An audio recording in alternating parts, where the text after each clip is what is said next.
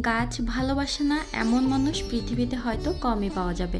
আর আমি বরাবরই একজন গাছপ্রেমী মানুষ। অনেকের কাছে গাছ শুধুমাত্র একটা শখ, কিন্তু একজন গাছপ্রেমীর কাছে প্রতিটি গাছই পরিবারের একজন সদস্য। নতুন পাতা এলেই আনন্দ, আর একটা পাতা হলুদ হয়ে গেলেই একটু চিন্তা। গাছের কোনো চাওয়া নেই, কোনো অভিযোগ নেই, শুধু একটু যত্ন, একটু সময় আর একটু ভালোবাসা পেলেই ওরা নীরবে বেড়ে ওঠে আর আমাদের চারপাশটা সবুজে ভরিয়ে দেয়।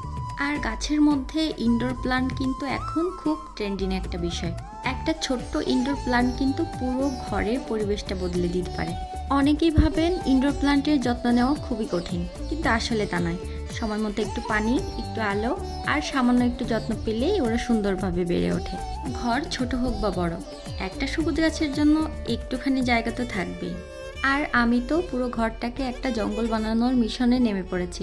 অনেক দিন ধরে ভাবছি ঘরে কিছু ইনডোর প্ল্যান্ট অ্যাড করব, কিন্তু সময় সুযোগের অভাবে হয়ে উঠছে না। এর আগেও একবার আমি কয়েন প্ল্যান্ট এনে লাগিয়েছিলাম, কিন্তু দুর্ভাগ্যবশত বাঁচাতে পারিনি। তাই এবার মাটি জল দুটোতেই লাগালাম।